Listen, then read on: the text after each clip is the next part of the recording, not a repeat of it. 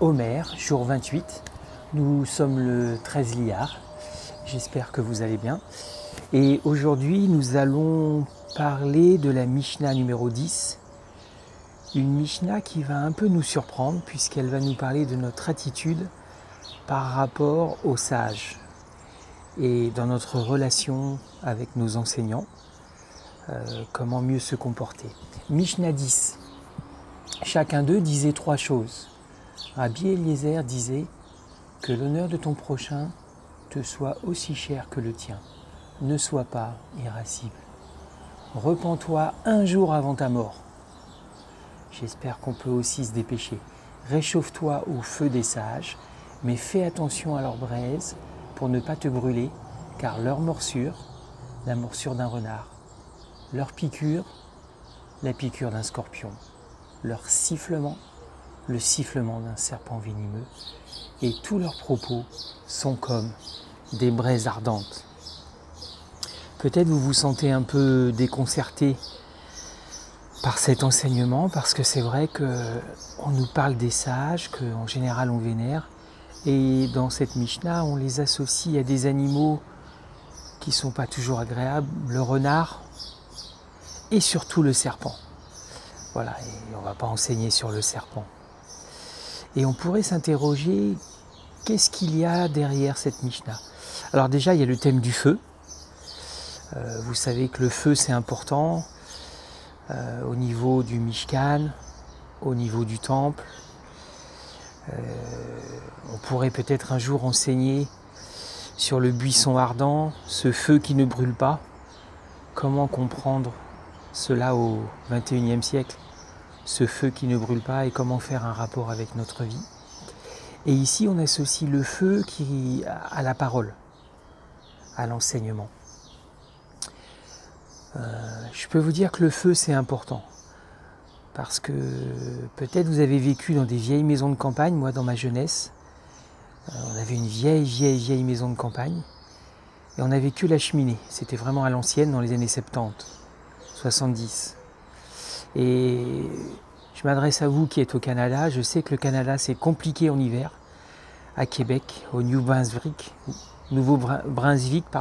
ou ailleurs. Pas de feu, c'est compliqué. Et en fait, ça réchauffe le cœur, ça réchauffe le corps, ça sauve la vie.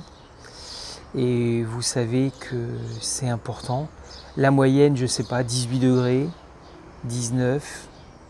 Je ne sais pas à combien vous réglez ça dans votre maison. Mais l'enseignement, c'est la même chose. On peut tous régler le thermostat de l'enseignement, plus ou moins chaud. Il ne faut pas trop chaud non plus parce que ça peut rendre malade. C'est pour ça qu'il faut qu'on soit prudent aussi, étape par étape, et ne pas étudier n'importe quoi, n'importe où. Je pense par rapport au Zohar, notamment la Kabbale. Le Rav l'a souvent dit, il y a différents niveaux de la Kabbale. Et pousser à l'extrême, ça peut rendre fou, donc il faut vraiment faire attention, demander conseil et passer étape par étape. Et ici, on nous appelle à nous réchauffer, mais attention de ne pas se faire brûler. Et oui, on peut se brûler si on prend une braise dans la main. Je ne vais pas non plus parler des prophètes. Vous connaissez le fameux passage, la braise sur la bouche. Voilà. Ce qui est intéressant ici, c'est les commentaires. Qu'est-ce que l'on peut apprendre de ce commentaire? En fait, c'est Rambam qui, moi, m'a beaucoup inspiré. Rambam, dans son commentaire, Maïmonide, nous apprend, nous encourage à respecter la distance que le maître veut établir avec nous dès le début. Je ne sais pas si vous êtes déjà rentré dans une yeshiva, je ne sais pas si vous avez déjà assisté à des enseignements face à face avec un rave, mais si vous avez un rave, j'espère que vous en avez un, c'est tout à fait dans la pensée juive, et si vous manquez de conviction là-dessus, on peut échanger, n'hésitez pas à nous écrire sur Bet Shoresh pour mieux comprendre d'où cela vient, que les disciples du 1er siècle n'ont rien inventé. Je rappelle la phrase de Shaoul, soyez mes imitateurs comme je suis moi-même du Mashiach. Donc imiter quelqu'un qui est plus comme le Mashiach, ça fait partie du processus. Ce n'est pas une invention de l'Antiquité. Si vous avez donc assisté à une yeshiva avec un rav, quand vous rentrez dans la pièce, tout de suite un lien va s'établir au niveau de la parole, au niveau du corps. Et je sais qu'à Genève, le rav Emmanuel est venu depuis 2012, la première yeshiva du rav Emmanuel sur Genève, c'est avril 2012, une formidable leçon sur Pessar, à la Madeleine. Et ensuite la deuxième sur l'Homer, aussi à la Madeleine. On était entre 15 et 20 personnes. Et pour tous les fidèles qui viennent depuis 2012, et ceux qui se sont rajoutés, petit à petit, vous avez peut-être établi une connexion physique. Et je sais que quelquefois, vous avez voulu l'inviter, vous avez voulu lui parler entre la pause, après, à la fin de la yeshiva, après Erev Shabbat. Peut-être vous avez voulu l'inviter le dimanche à manger. Et quelquefois ça a été oui, quelquefois ça a été non. Et peut-être vous vous êtes senti, on s'est senti, blessé, il ne veut pas dormir chez moi, pourquoi il ne veut pas répondre à la question. En fait, Rambam nous dit que nous devons respecter la distance qu'a établie le Rav. Parce que le Rav, dans son enseignement, mais aussi dans son attitude physique, et aussi entre deux enseignements, tout est lié, il y a du spirituel dedans, il y a quelque chose de profond. Et nous, on doit respecter ça. On doit respecter cette distance qui fait partie de notre enseignement. C'est un petit peu une des leçons mères de la Mishnah 10. C'est pas toujours facile à entendre, mais quelquefois on peut tellement aimer le feu qu'on se rapproche. Moi, je pouvais passer des heures dans ma maison de campagne, des heures à regarder une bûche flamber. Et je me demandais où est-ce qu'elle va casser. Vous savez, en général, le feu mange la bûche quand elle est en horizontale et il y a le point de rupture. Et j'aimais bien imaginer où sera le point de rupture. Moi j'aimais beaucoup ça, et puis on voit le feu qui progresse. Ça ne serait pas venu à l'idée de prendre avec la main, on avait un tisonnier. C'est la même chose avec le Rav, c'est la même chose avec nos enseignants. Respectons la distance, même si on a un amour incroyable. C'est pas une histoire d'amour, c'est une histoire de construction, de respecter la foi, le cœur, le corps, la voix de l'enseignant, la pensée de l'enseignant qui a peut-être besoin de temps pour prier, qui a besoin de temps pour réflexion, qui a besoin du temps peut-être pour se reposer. Ça, c'est important. Et ce qui m'a beaucoup frappé, c'est que le Mashiach a agi de la même façon. Je ne vais pas lire le passage, mais c'est un passage que vous pouvez trouver notamment en Marc chapitre 7. C'est le fameux passage qu'on intitule « Yeshua et la foi de la femme syro-phénicienne ». Une femme libanaise en fait. Si vous prenez une carte de l'époque, vous verrez dans le découpage de l'administration romaine que c'est un territoire qui correspond au Liban. Yeshua a mis les pieds au Liban. Et ce qu'il y a d'incroyable dans ce passage que vous connaissez, une femme veut lui parler et Yeshua la remet face à son statut.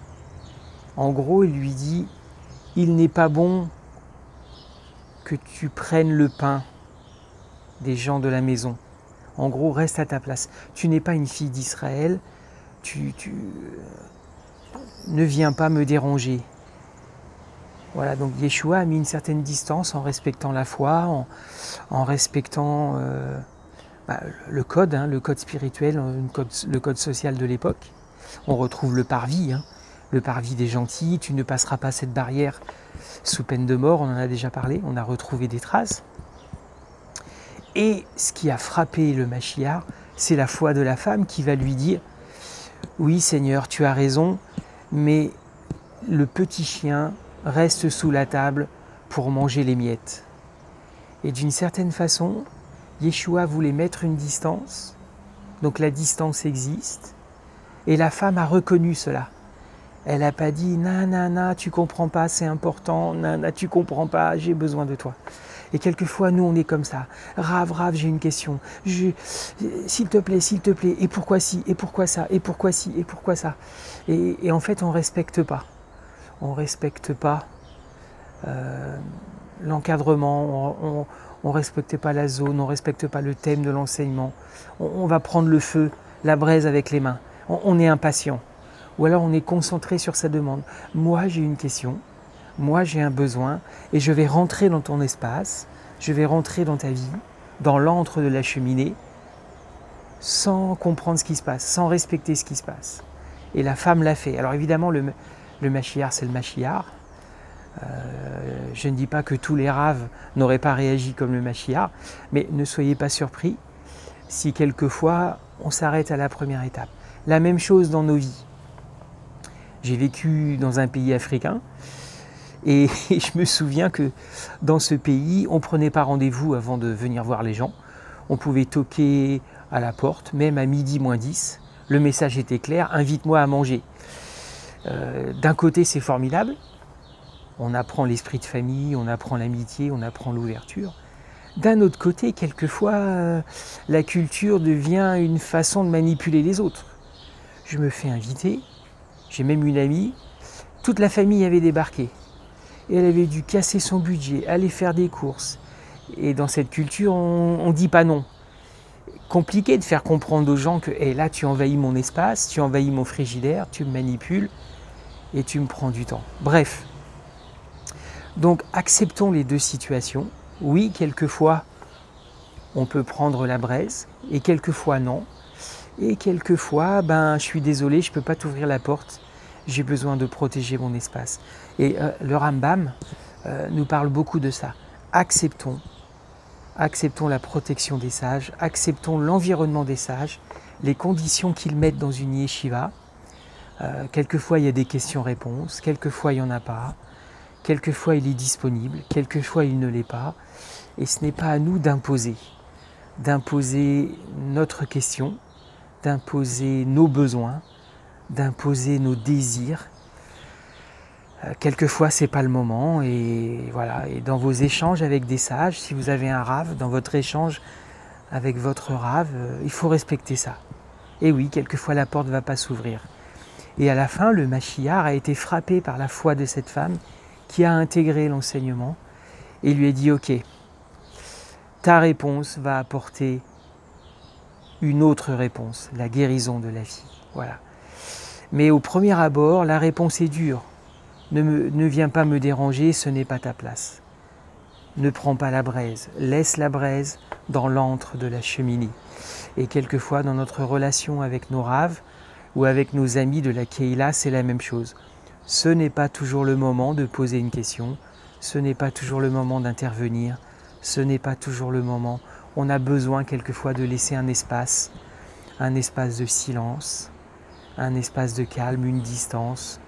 Peut-être certains de vos amis, aujourd'hui, auront besoin de silence et de distance. Et peut-être pas, comme la femme syro-phénicienne.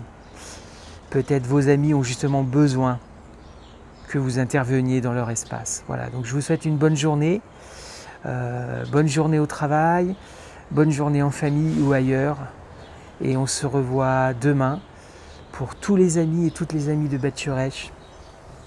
Bonne journée sous le soleil, j'espère. Au revoir.